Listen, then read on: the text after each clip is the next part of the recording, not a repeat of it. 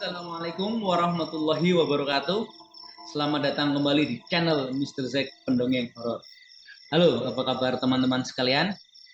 Semoga kita semua oleh Allah selalu diberikan kesehatan yang prima, rezeki yang luas, dan kebahagiaan hidup dunia dan akhirat. Amin ya rabbal alamin. Untuk malam hari ini, Mr. Zack akan bercerita mengenai pesugihan bayi luruh. Tapi sebelum kita ke cerita, seperti biasa, Mr. Zack ingin mengucapkan banyak-banyak terima kasih kepada teman-teman semua yang sudah mendukung berkembangnya channel ini, yang sudah mampir, yang sudah mendengarkan, yang sudah like, share, komen, dan subscribe. Hal jazaul ihsani ilal ihsan. Tidak ada balasan atas kebaikan kecuali kebaikan itu sendiri. Bagi teman-teman yang sudah berbuat baik, semoga oleh Allah kebaikan teman-teman dibalas dengan kebaikan yang lebih baik lagi. Dan mungkin apabila ada teman-teman yang belum subscribe, mohon izin untuk di-subscribe supaya Mr. Zack lebih bersemangat lagi dalam membuat konten horor terbaru yang akan menghidrasi rasa haus teman-teman sekalian. Dan mungkin juga apabila ada teman yang memiliki kisah-kisah aneh, mistis, horor, dan ingin berbagi, kami persilakan. Alamat ada di kolom deskripsi. Oke, kita ke cerita. Sekian bayi luruh, ya. Ini cerita ini Mr. Zack dapat dari lingkungan Mr. Zack tinggal gitu ya, ketika masih tinggal di kota S di Jawa Tengah. Ya. Jadi banyak orang yang membicarakan ya, baik saudara-saudara, baik sepupu, baik tetangga. Jadi ada suatu kejadian di daerah tersebut. Untuk menjaga marwah baik seperti biasa, tokoh, nama, dan hal-hal tertentu yang terkait dengan cerita ini Mr. Zack sampaikan.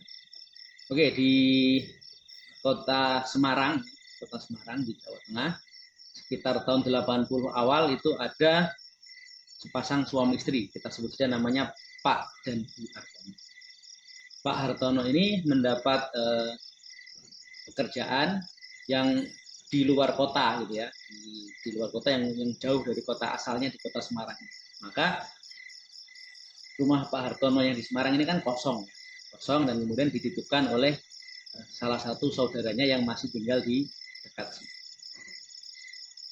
Tidak lama rumah yang kosong milik Pak Hartono itu dikontrak oleh sepasang suami istri. Kita sebut saja namanya Pak Panjul dan Bu Panjul,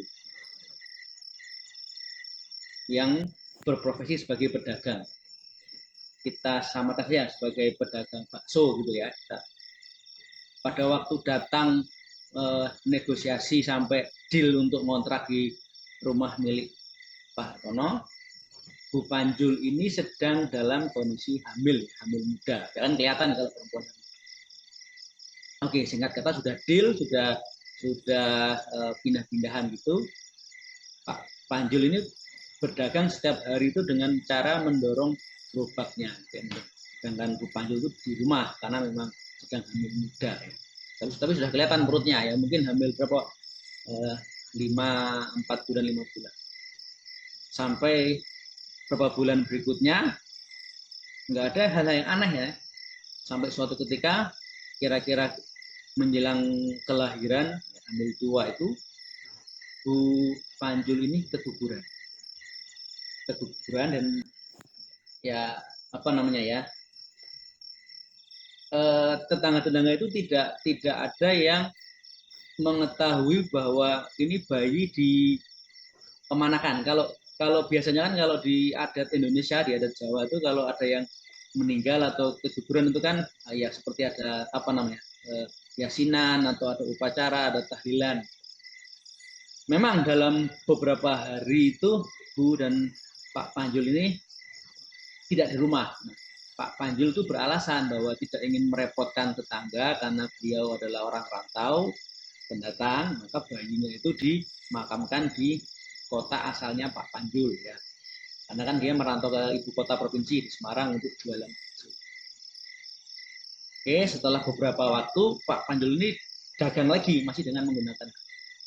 Tapi semenjak saat itu dagangannya semakin laris gitu ya, dari punya gerobak satu kemudian punya gerobak dua, dia mencari rekan untuk dorong gerobak sampai punya kios, dua kios, sampai akhirnya sekian tahun kontrak di situ Pak Panjul ini pamitan baik-baik karena beralasan sudah bisa beli rumah di daerah lain. Jadi rumah itu kembali kosong, artinya rumah milik Pak Hartono yang sedang tugas luar kota itu kosong. Setelah berapa lama kayak kosong, yang nggak lama-lama banget ya, itu dikontrak lagi oleh sepasang suami istri. Misalkan yang penyewa pertama kan tadi Pak Panjul ya, penyewa kedua kita sebutlah namanya Pak dan Bu Budi.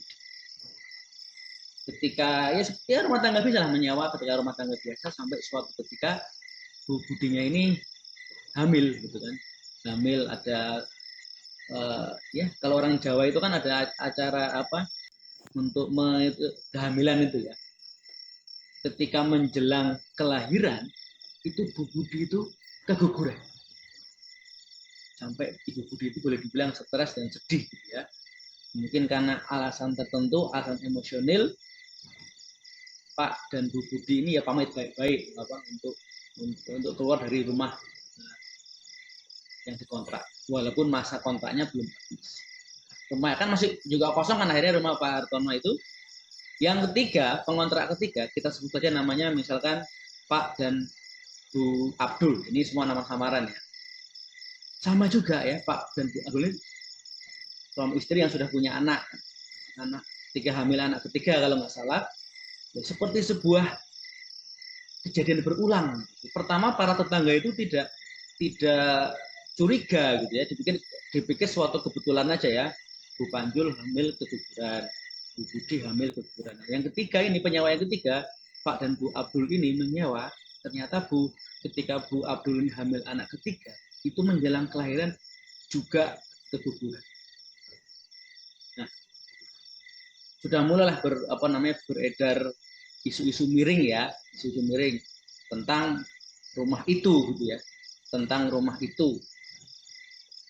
Dan ya banyaklah isu-isu omong-omongan liar yang berkembang kemana-mana ya, bahwa memang rumah itu tuh ada yang bilang angker, ada yang bilang ada makhluk yang tinggal di situ, pemakan bayi, dan sampai suatu ketika berita itu terdengar di telinga pemilik rumah ya, Pak dan Bu Hartono, pemilik rumah asli. Karena sudah bertugas sekian tahun di luar kota, Pak Hartono ini mengajukan mutasi ke instansinya ya, supaya bisa kembali ke kota Semarang. Alhamdulillah di ACC oleh pimpinan, maka Pak Hartono ini sebagai pemilik rumah itu kembali ke rumahnya yang sempat disewakan kepada tadi Pak Panjul, Pak Budi, dan Pak Abdul. Pak Abdul ini sudah kondisi nggak menyewa atau nggak kontrak di situ, karena setelah istrinya keguguran Pak Abdul juga pindah. Singkat cerita, pemilik rumah yaitu Pak Hartono ini pulang kembali ke kota asal di sini. Pada waktu itu Pak Hartono dan Bu Hartono ini sudah punya banyak anak ya, sudah anak keempat kalau nggak salah. Ternyata di rumah itu juga banyak hal-hal yang menurut Pak Hartono ini hawanya aneh gitu. Kan dia kan pemilik rumah, maka dia kan paham dengan kondisi rumahnya. Ini rumah baru saya tinggal nggak sampai 5 tahun, nggak sampai 4 tahun, nggak kosong-kosong amat, ada penyewa, ketika rumah kosong nggak ada penyewa, dibersihkan atau dirawat oleh saudara yang dipasrai gitu. Lampu juga nyala terus. Kenapa kok ada hawa yang aneh gitu ya? Ada hawa yang seperti halnya kalau kita di rumah seperti merasa kayak ada yang melihat, kayak ada yang mengawasi. Begitu kita lihat itu ternyata misalkan nggak ada. Sampai suatu ketika Pak Bu Hartono ini bermimpi didatangi oleh bayi yang marah gitu ya, bayi yang marah, dan dalam mimpinya Bu Hartono ini bayi tapi bisa marah, bisa ngomong gitu ya, bahwa dia tuh lapar, minta makan atau minta susu. Padahal anaknya Bu Hartono itu sudah besar semua, tidak ada yang bayi itu tidak. Oke, kemudian tetangga-tetangga juga banyak ya yang itu kan sudah ada isu liar ya yang menuduh Pak Hartono punya perewangan lah, punya pesugihan dan sebagainya. Tapi juga ada tetangga yang boleh dibilang yang berpikiran bahwa bisa jadi itu mungkin karena rumah kosong ada jin masuk menetap di situ. Karena isu liar sudah kemana-mana, akhirnya Pak Hartono coba mencari jawaban ya dengan mendatangi orang-orang yang dianggap bisa ya, ahli-ahli agama, ahli spiritual. Ketambahan anaknya Pak Hartono yang paling kecil yang kira-kira masih usia kelas 1 SD ini sering-sering sakit ya, tiba-tiba sering sakit, sering ya sering sakit lah, tidur nggak jenak, rewel, sering sakit, bahkan sakitnya sampai sering opnam. Dari beberapa ahli agama atau ahli spiritual akhirnya semua menunjuk pada suatu titik gitu ya, ada suatu